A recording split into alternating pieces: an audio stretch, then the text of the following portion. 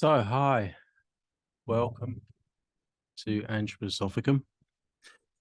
We're going to look today at the film Falling Down from 1992. And maybe I'll just say something at the beginning here in relation to this picture behind me. Everything is going to be all right. But what if everything is not going to be all right? What if things, and the truth of reality and the truth of things is that things are not okay? And this is something that we don't often look that closely at in life because it's uncomfortable. It's uncomfortable to actually contemplate the fact that things in the world are not going to be all right, and things in our own lives are not going to be all right. Now, is that a nihilistic? Is that a depressing? Is that a negative view of life? I don't believe it is.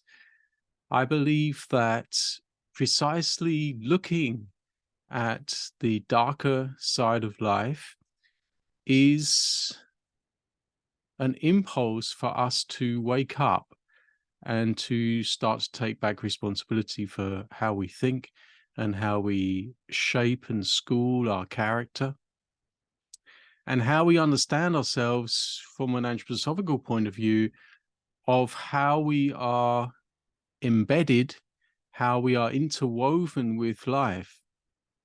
So in that sense, I want to, in this video, steer clear of some of the more taken for granted ways of analyzing films and culture, and the taken for granted political aspects of how we look at life in the modern world. So we have the right-left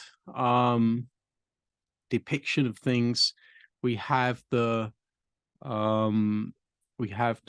kind of right. On the right, we have the desire continually to demonize the woke kind of ideology. So you hear this a lot of the time, like in the right-wing media, how woke ideology has permeated our cultures and permeated our universities and things like this.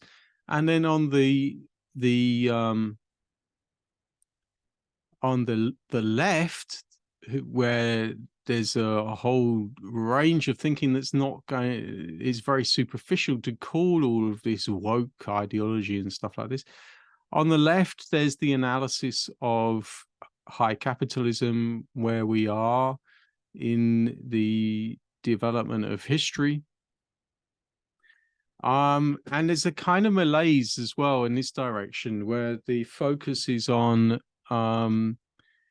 communism. If we think of Zizek's work or Alain Badiou's work, the focus then on communism, or kind of revised philosophical engagement with the world in which we live, but bringing it into analysis and developing then a philosophy that finds its only recourse in terms of new systems, thinking of a new system in relation to Marx's view of capitalist society, and then those different class structures and the need for a new system, a need for a revolution, things like this, and an overthrowing of capitalism. Now, I think what's important and what is valuable from anthroposophy is that we look at this in a spiritual aspect. We look at the threefold nature of society. We look at society made up of a cultural sphere, a political sphere, and an economic sphere. So neoliberalism, capitalism, is then from this viewpoint, indeed the dominant sphere in these three. So we could argue for an erosion of the political sphere, in the sphere of rights, to come under the domination of the economic sphere. And then the cultural sphere, you can see there's a number of interesting things that you can see here. Firstly, you have the fact that spiritual impulses can be worked out in the arts. That's one aspect. The other aspect is that ideas can be expressed through the arts in terms of control of society, in terms of a kind of social engineering. And that's what we're going to look at a bit at today, especially through Hollywood, where you have, because there's so much money that goes into Hollywood, and there's so much interest in the influence that Hollywood films can have on a mass public, you've got a great deal of interest from government agencies to be able to shape the narratives that are lying in society. That's one aspect. The spiritual aspect, which I referred to before, of how spiritual things can come to expression in the arts when they can't come to manifestation in society at large. You could say this is more a positive view of the role of the arts. And of course, when we consider what I just said about how governments and institutions can use artistic work, cultural production, as a way to shape narratives, you see that it's a bit of a two-edged sword. You can use art as it's always been, especially if we refer back to the example of Shakespearean plays, as psychodrama. The audience is implicated in what's happening in the scenes that are taking place and the whole piece that is presented before them. So you had all kinds of occult knowledge woven into Shakespeare's plays, for example.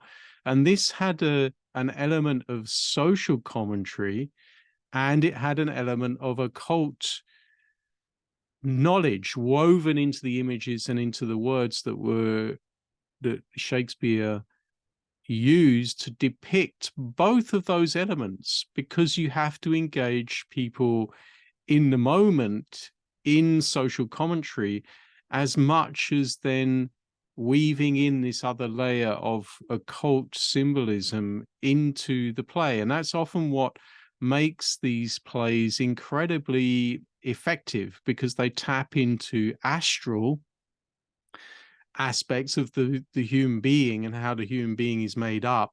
And this enables an increased elemental power to flow through the works and then into the people receiving the works, down into their own spiritual nature, down through the ich to the astral body, and then into the etheric as one sits and views the play that is taking place before you. Now, the same thing goes on also in relation to Hollywood films. So there's many other people who have done a lot of analysis in this direction, where you can see the occult symbols woven into different films. You know, some notable examples would be like Stanley Kubrick, The Shining, for example, and all kinds of Eyes Wide Shut, and all kinds of other films that have this occult woven into them. So this film, what we're going to look at today, is the film Falling Down from 1992. And I think this is a very interesting film. Now, how far away is this now? This is now, I was calculating earlier in relation to the outbreak of the pandemic in 2020. So it's 28 years before 2020, and it's 31 years before today. So it's interesting, as we're coming up to the 33 years after the release of this film, it's interesting to look into this, some of the things that are depicted in this film. So you might well know this film. It's where the beginning, where Michael Douglas is sitting in his car and he decides it's so incredibly hot in his car. You see the close up of him sweating, and he decides to just go out and go on a rampage. And it's an expression of rage against the world that he has been disappointed by. Now, I'll just share this first scene with you here that we're going to look at. And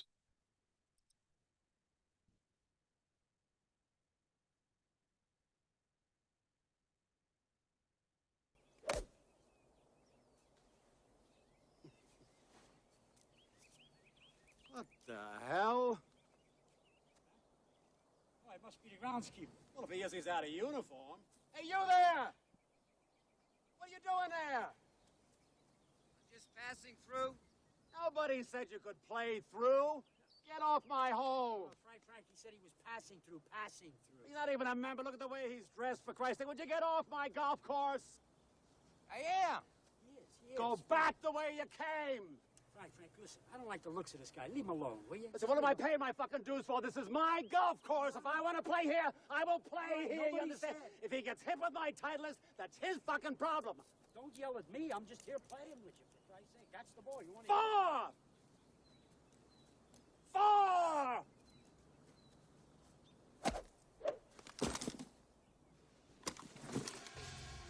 Five. Wait a minute. Whoa. What the hell are you trying to do?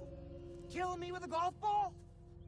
Is that enough? You got all these beautiful acres fenced in for your little game, but you gotta kill me with a golf ball? You should have children playing here. You should have families having picnics. You should have a goddamn petting zoo. Instead, you got these stupid electric carts for you old men with nothing better to do.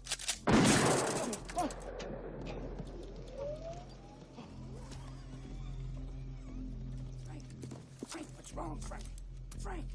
Frank, are you okay? Aren't you ashamed of yourself? Oh, my God. I gotta get some What's help. wrong with you? Help! Your heart?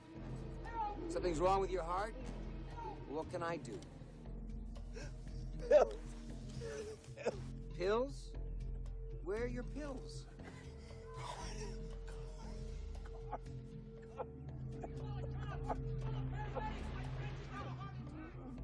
Well, I guess you're out of luck, aren't you? Your little cart's going to drown. Now, aren't you sorry you didn't let me pass through your golf course? Golf course? Yeah. And now you're going to die wearing that stupid little hat. How does it feel?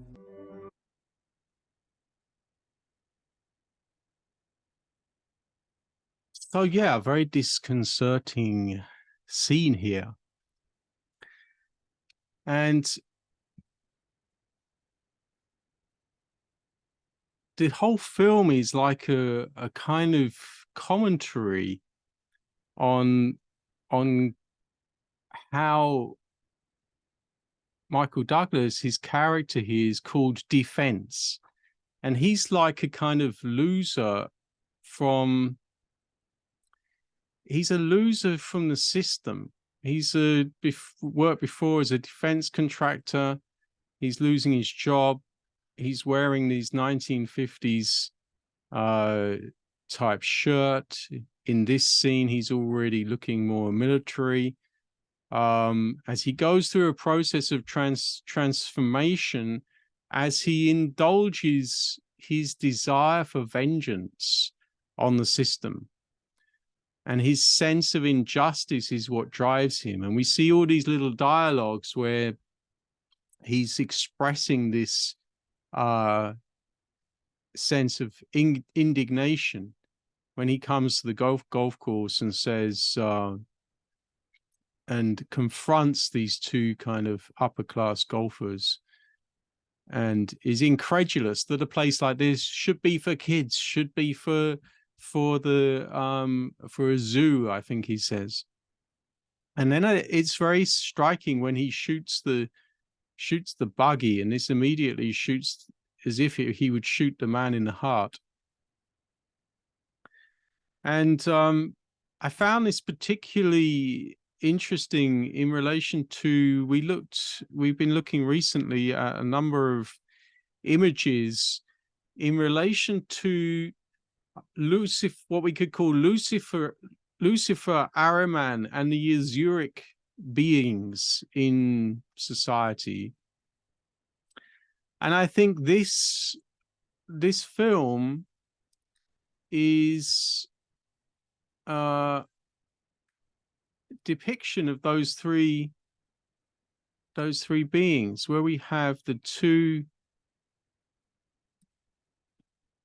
man on the in the lemon yellow is a kind of representative of just a normal guy going along, he's wanting to fit in, wanting to be there with his friend, trying to calm his friend down, thinking he's really getting quite irate. Both of them looking incredibly conformist here in the uniforms of the golf club. And then the guy in the pink and the what do you call that? Darker, pinker flamingo polo shirt. Looking to defend. So again, this question of defense, really looking to defend the golf course from Michael Douglas as he's coming up the hill. And then Michael Douglas, I mean, who is he in this position? There was an image that we looked at last week in relation to, I'm just trying to get this up here now. There was an image we looked at last week in relation to Michaeli. And that was this image of the sheep and the sheepdog warding off something like a werewolf figure. Now I've got, it actually fits very nicely into this video where we again have the threefold. We have the man in the lemon yellow as the kind of sheep representative of the society, of conformist society.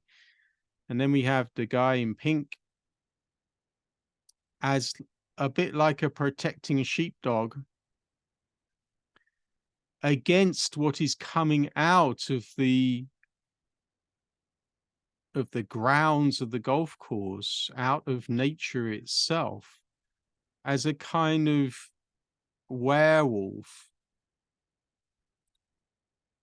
So this was the image where this is shown more clearly,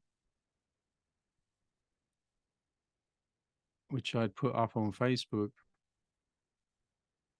So I'm counterposing the two images here, where here you have the sheep, you have the angry, barking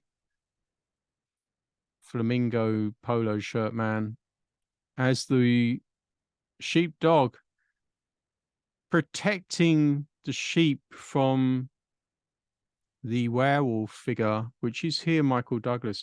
Now, why is he the werewolf figure? Well, what I'm arguing here is the sheep, this conformist tendency in the human being, is the Luciferic impulse to protect oneself, to protect one's own interest of a group, and to be concerned here just with oneself. And then the next step with the Ahrimanic nature is the defense of that self, that group, against a threat from outside. And what I'm arguing with here is, in the modern world, when mankind steps over the threshold to the spiritual world, society itself is presenting us with these challenges to our consciousness.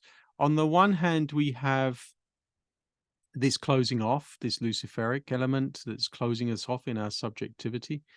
On the other hand, we have an increasing descent into a materialistic view of life. And that is trying to protect everything that we have without understanding the deeper spiritual aspects of what's going on.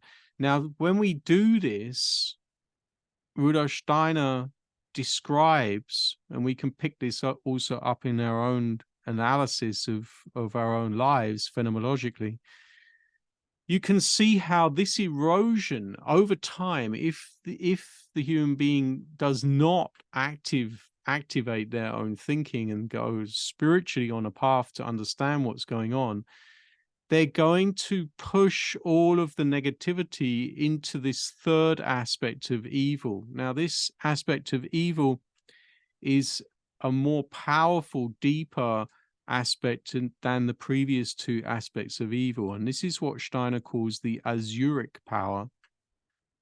And he said it was in its infancy in his time in the 1920s.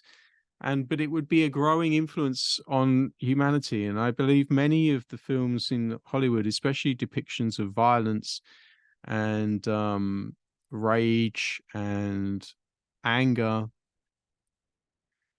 and sexuality, are depictions of how humanity is starting to understand this third aspect of evil. And the other aspect of this is that it is a direct challenge to the Christ element, to the middle in us. So theoretically, what we should be doing here is, rather than fall into the temptation of Lucifer and Ahriman and then this Asuric attack on us, we should be holding this at bay through understanding these three elements and through going on a path of self-development, so that Luciferic element, the subjectivity, starts to understand itself as an imaginative, a development of imagination towards understanding the spiritual mysteries. And then that materialistic element should be a self-analysis with our own thinking, the path of our own thinking, deepening that understanding of the spiritual and of occult teachings, especially when it comes with regard to the study of anthroposophy, I believe, because that has some of the most profound and deepest aspects of how one can understand these things in our thinking. And all of this is preparing the way for the advent of Christ. The return of Christ in the etheric is a return in the middle of the human being to set something against Ahriman, to set something against this materialism. It should be this growing awareness of what Steiner calls the etheric Christ. So coming back to falling down,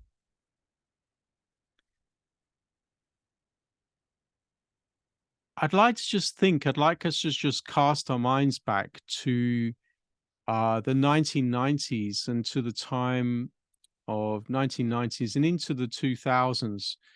We had the wars in the Middle East. We had the Iraq War, Saddam Hussein. Then we had 9/11 in 2001. And it's helpful for us to just cast our minds back to this time and then to see what happened after 9/11. We had then the war on terror throughout the world, and the changes that took place. If you remember all of the changes to flying and the Patriot Act in America. And what I'd like to point out to us is to develop an imagination of how these changes in society are managed, are prepared in advance, strategically, And part of that is how the population, how the mass public are going to come along with changes, military, yes, but also social changes. And we can think of the term social engineering is perhaps the best way of understanding this. So a social engineering for how one could say inevitable changes will come into society. And this will be about the change of capitalism as it is, so that it can continue to be sustainable with the kinds of plans that industry and circles of high finance are going to want to implement. Now that sounds very vague, but let's then just make it more specific in terms of think of the advent of the internet, and then think to yourself, well, is that chance by chance that these things develop, or are there great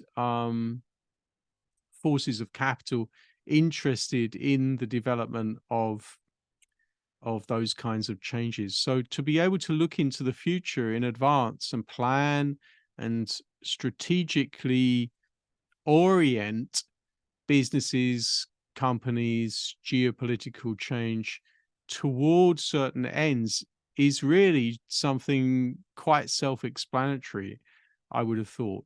So the only reason I'm being careful about talking about this is because there's a certain label you'll be put under as some kind of conspiracy theorist if you talk about things in this way. But I think it's really self-explanatory, not that to go into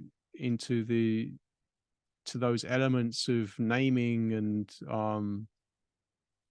trying to designate who those groups are, rather just more of a kind of very traditional Marxist analysis that is simply the way capital works and moves. And whether we want to call it capitalism or neoliberalism is really, I feel, to get a bit distracted, because the key thing is here to just recognize what has happened and how that has been brought about.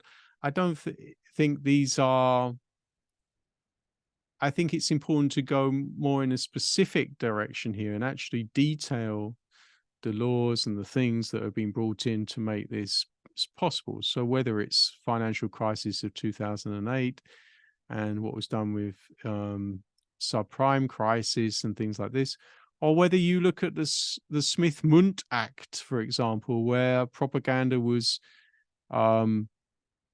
where it was signed into law that propaganda could be directed at the domestic population. This is what happened in America shortly after also Clinton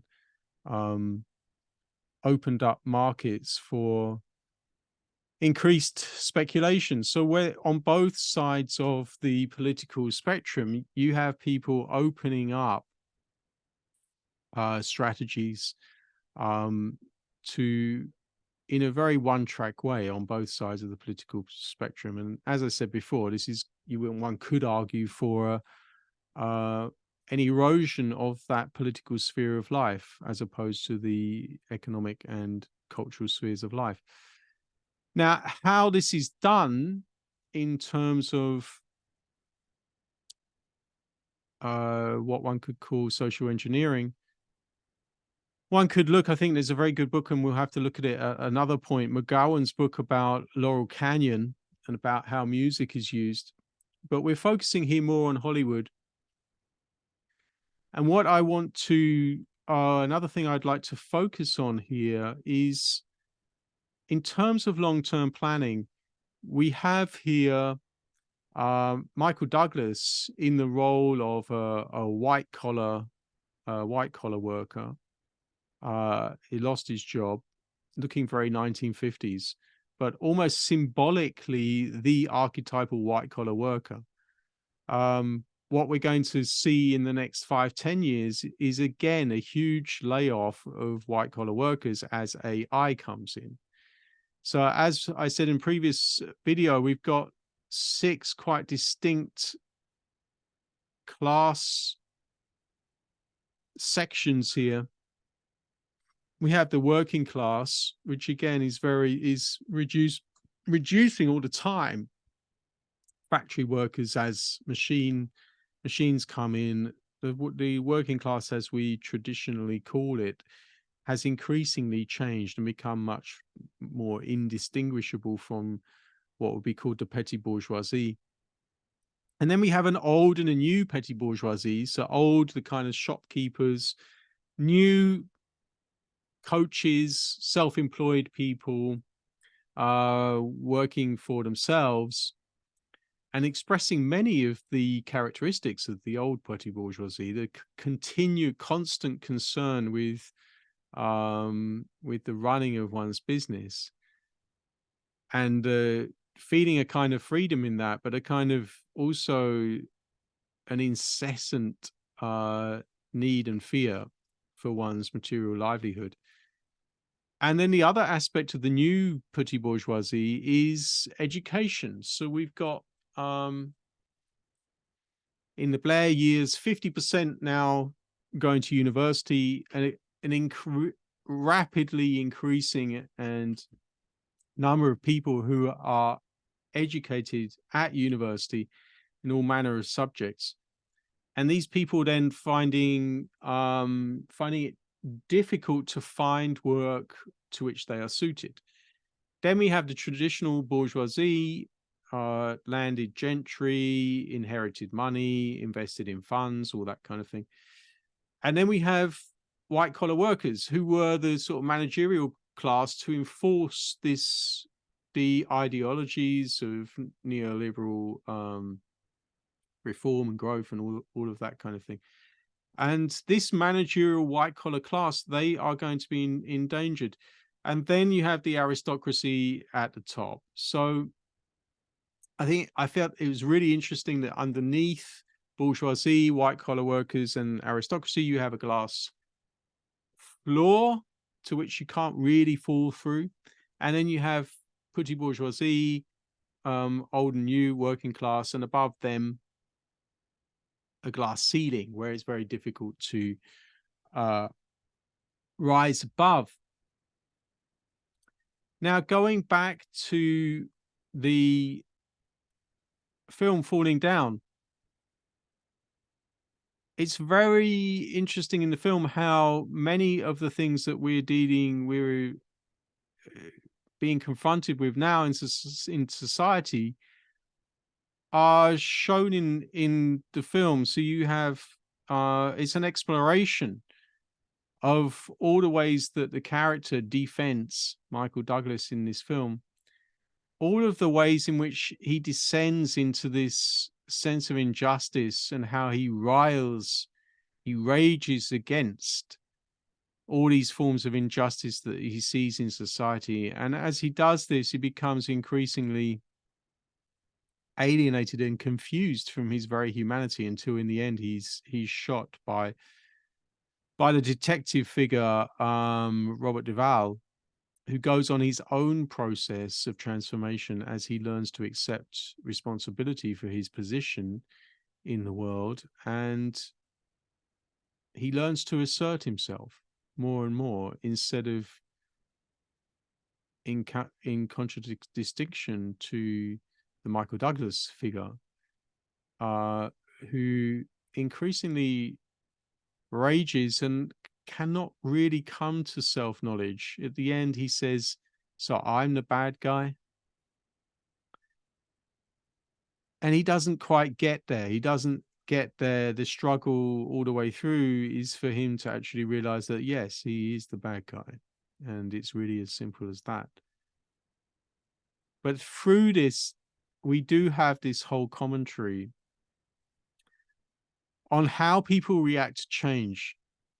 Now, in this next scene, you can even see 2 street signs which show Corona Street Now, is this predictive programming? Is this a reference to the corona as a kind of halo in terms of an aura? In terms of what does it mean to have a corona around one's head? There are all kinds of things that have been said in the last 3 years with regard to this. So I'm not going to say this is kind of overt predictive programming, but it's an interesting, I think the term itself, predictive programming, is a very interesting way of looking at art in terms of art presenting us with things to deepen our spiritual understanding of how history is progressing and to deepen our appreciation of image in how it relates to our perception and how it makes us feel and question things.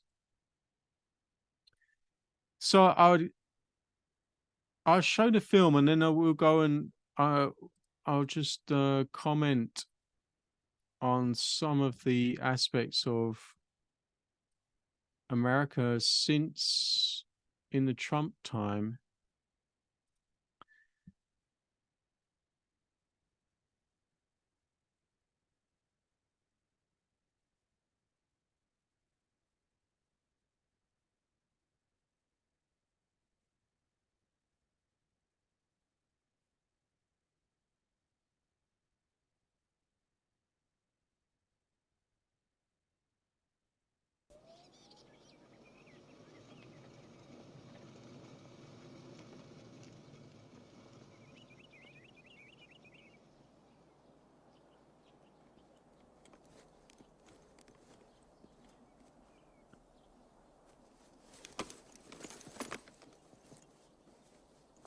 Excuse me.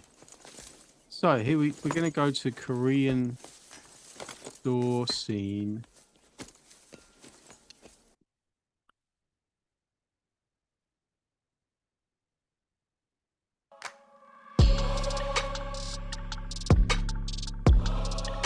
Yeah, it would be great if I had a whole team working on this. Die Erde ist ein System, das einander beeinflusst. Die Luft, die wir hier... I have to listen to some Swiss adverts. I get some change for the phone. Here you go. No change. Have to buy something.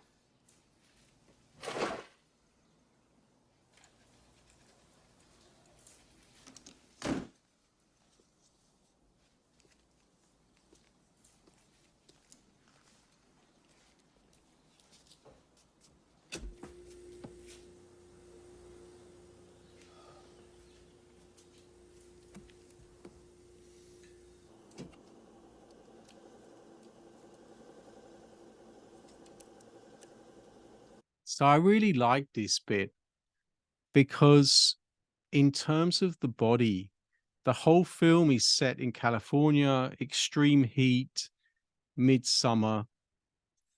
And this touching of the body, this want to experience himself in the body, I think this is a really fascinating insight at this point, especially looking at how he's dressed so uptight in this oppressive heat. And again, the color, the beauty of the color here, saturated in a kind of quite a toxic use of color here.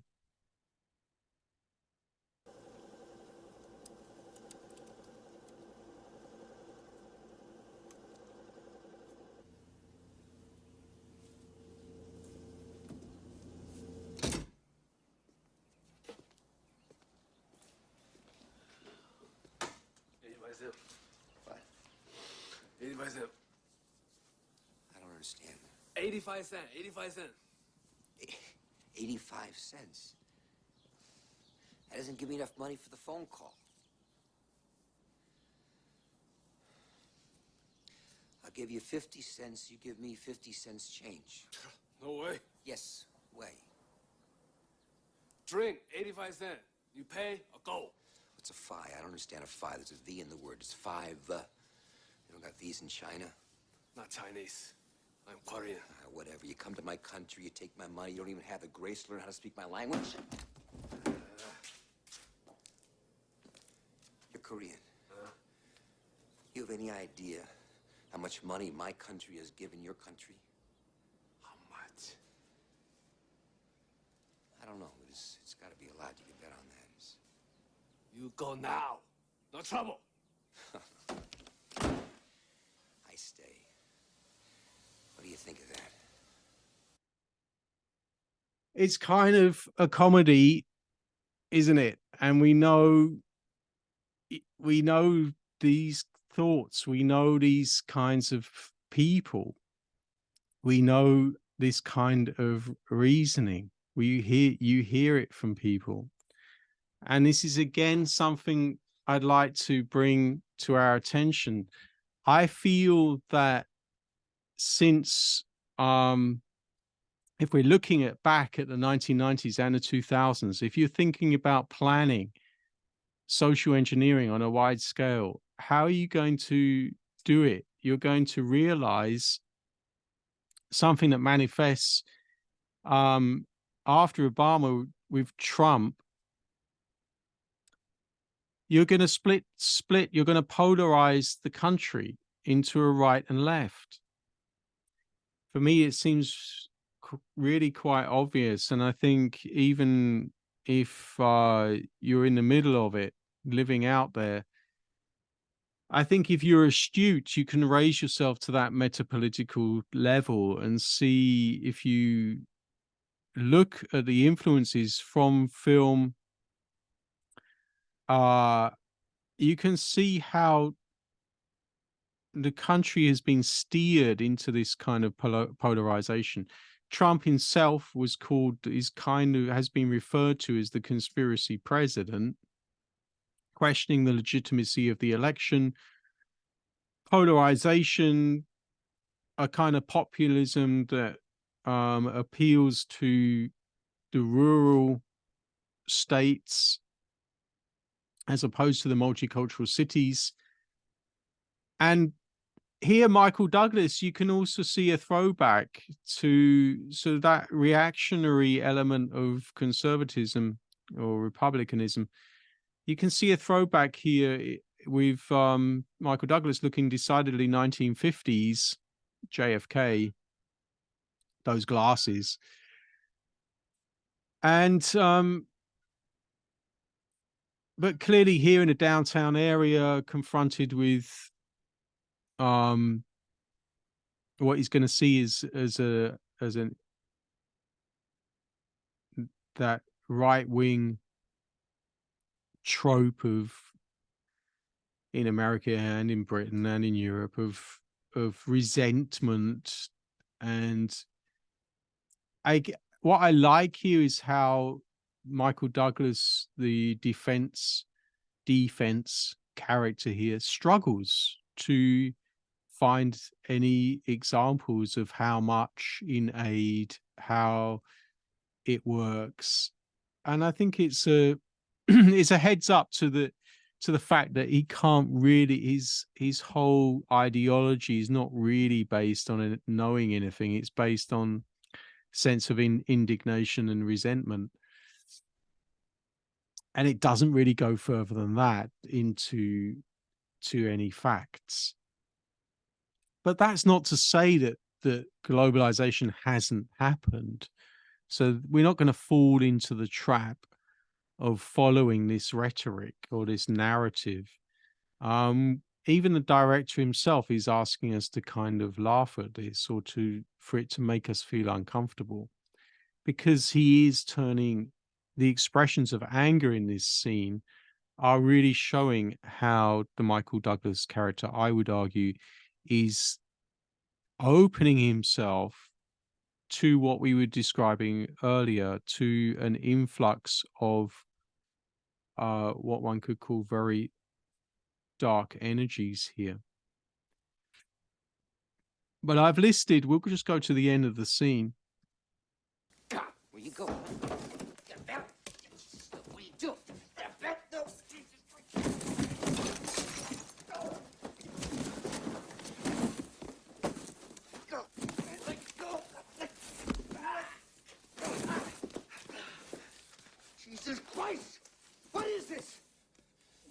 land on Fiji. Take the money! Take the money! What? Take the money! Take the money! Take your hands away from your McKenna's. Stop it! I speak slowly and distinctly. Take the money!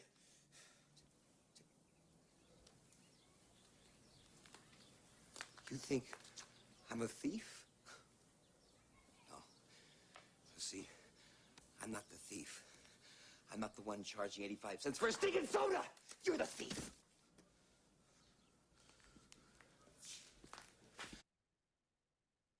So here we go. There you go. So yeah, I mean, inflation, getting irate about what's happening in the world, and then our very favorite since 2020, of course, we have here the two signs. Just standing up for my rights. Just standing up for my rights. One road going east and one road going north. Now, here, this is where Michael Douglas is going to descend into extreme violence and smash the shop up. But yeah, you could go very deeply into the fact that the sign points east, the other sign is pointing north, east, north, corona, an aura of violence. Yeah, well, that's, I guess, the beauty of art, that we can see this outside of ourselves so that we can integrate and not descend into something like this ourselves. But of course, you know, there's people that have pointed out that this is predictive programming from 1992 of things that are coming to pass on the world stage. So, but you could also say that of Back to the Future.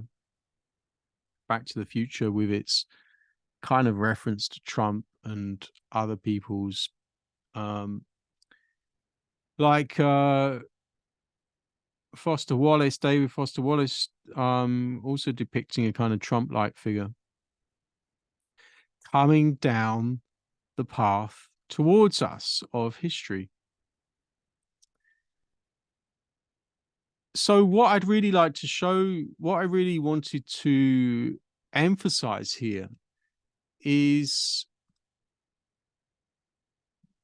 perhaps to return to this theme. Everything is going to be all right. Is everything going to be all right? Or is everything not going to be all right? Well, I think it depends really a lot on us. Everything's not going to be all right in terms of a call for us to engage and a call for us to school ourselves spiritually. So it's not going to be all right if we don't think. It's not going to be all right if we are hypnotized by images through Hollywood and through politics. I think we've all had a crash course in that in the last 3 years. But it's also not going to be all right if we don't learn to understand these things spiritually about what's going on. And that's where you see this challenge to the body of Michael Douglas. It's a failure of inspiration, that he's sweating continually, one could say, at a grief, of an unprocessed grief, that physical life itself is really too demanding for the kind of resources that he's trying to bring to the table here, which is really emotion, anger, resentment, indignation. None of that, those fixed positions of defending oneself from what one fears, whether that's the fear of immigrants or women or intimacy or the need to change, all of these are expressions of fear. So this is how, like we were pointing out, the Luciferic and the Ahrimanic natures are are presenting us a challenge to our humanity. And then finally, we have this danger that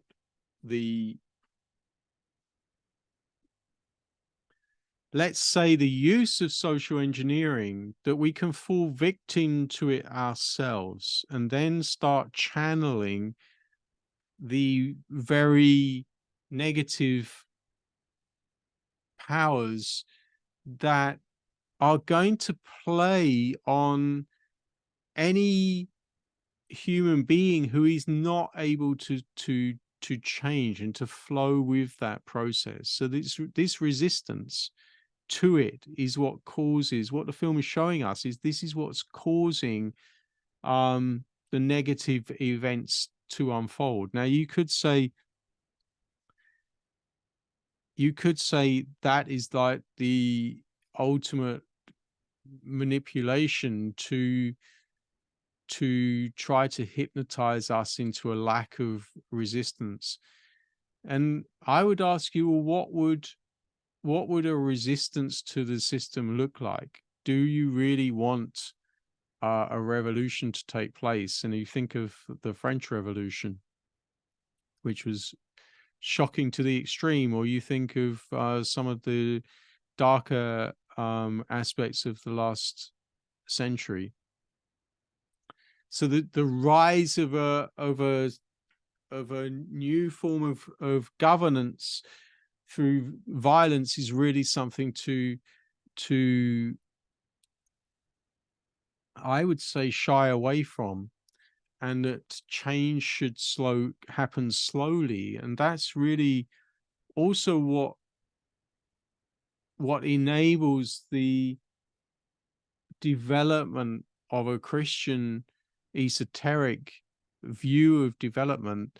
Not to say that these things should not be understood, but it's kind of inevitable that the media will be used in this way to influence society and to perform this kind of social engineering. So out of a sense for this inevitability, then we can reclaim some of our own individual freedom in relation to it. So again, I'm choosing my words carefully to steer around that polarization of the demonization, like conspiracy thinking on the one hand, and on the other hand, to present the need to think of these things differently. So I'm not for 1 minute saying things are not stuck in the system that we have, but it's trying to understand more deeply what's going on, and engagement.